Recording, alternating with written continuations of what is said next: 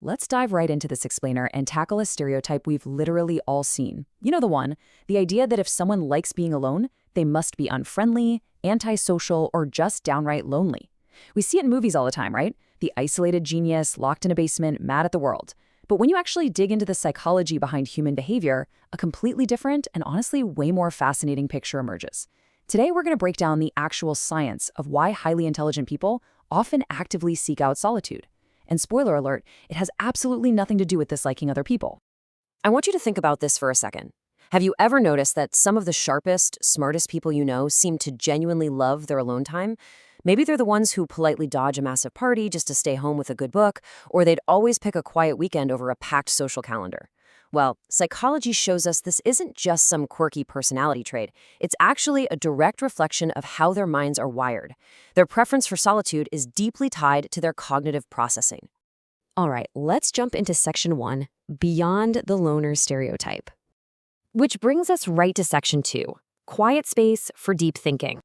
So to really get this, we have to completely toss out that whole loner stereotype.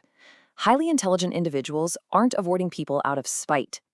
The reality is, when you have a brain that is just constantly humming with activity, it fundamentally needs a quiet space to function at its absolute best. Highly intelligent people spend a massive chunk of their time simply thinking. They're reflecting on complex ideas, solving intricate problems in their heads, and making these unique mental connections that most people might completely overlook. Think of their minds like a high-powered computer running 20 heavy-duty background apps all at once. To process all that data, they need serious mental bandwidth. And here is exactly where they run into friction with the outside world. Constant socializing, the overwhelming noise of a big crowd, or just the rapid-fire nature of group dynamics. It actually disrupts their ability to think deeply. Too much social activity acts as a constant interruption to that high-level mental processing we just talked about. It's kind of like trying to write a complex, beautiful symphony while someone just keeps tapping you on the shoulder every 5 seconds. Being alone gives their brain the critical quiet it needs. Solitude isn't just an empty space for them, it's the fertile ground where their absolute best thinking takes place. And because their minds are so active, they rarely, if ever, actually get bored when they're left to their own devices. While a lot of people might feel antsy or understimulated without a crowd around, highly intelligent people stay super engaged. Reading, learning, creating, or honestly, just sitting there following a really fascinating train of thought. These aren't just hobbies to kill time. These are incredibly enriching activities that keep their highly active minds thoroughly fed and satisfied. So this brings us to a really crucial point.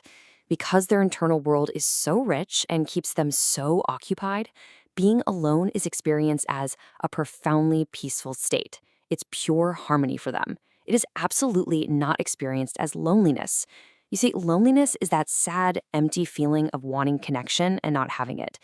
But for the highly intelligent, solitude is a deliberate, satisfying choice. Let's shift gears a bit for section 3, choosing quality over quantity.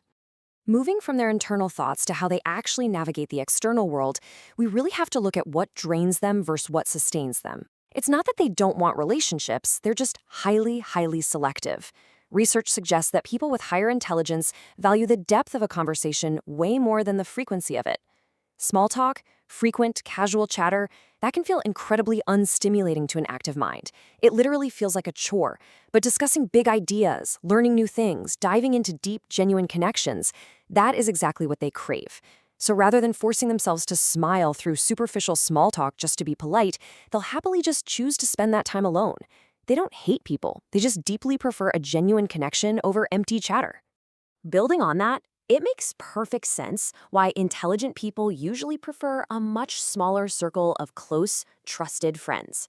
Meaningful relationships, the ones that actually offer those deep conversations, require a massive investment of time and emotional energy.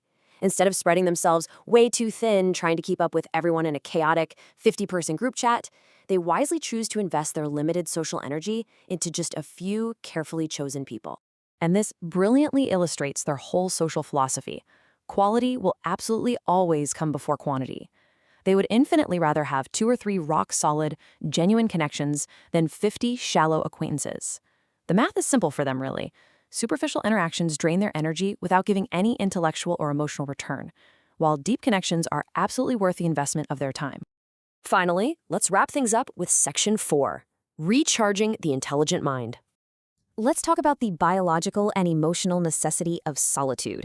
For an active brain, stepping away from the crowd isn't just a preference, it is a vital mechanism for recovery. Look, everybody needs time to mentally recover from the daily grind, but for the highly intelligent, whose brains are constantly absorbing and analyzing everything around them at lightning speed, this essential recovery process happens most effectively when they are entirely alone. Solitude gives them the physical and mental space to finally organize their chaotic thoughts. It drastically reduces the mental overload of navigating constant social cues, and after they get that quiet time, they reliably emerge with razor-sharp focus and a completely restored sense of emotional balance.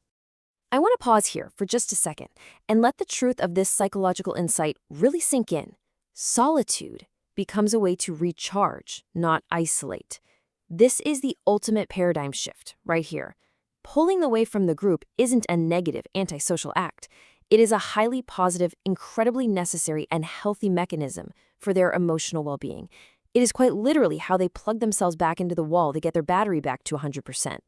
So, to summarize the core takeaway of this explainer, seeing someone alone absolutely does not mean they are lonely.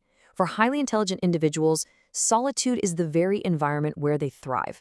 It's the sanctuary where they do their absolute best thinking, where they experience their biggest personal growth, and ultimately where they feel the most authentic and most like themselves, completely free from the pressures of the outside world.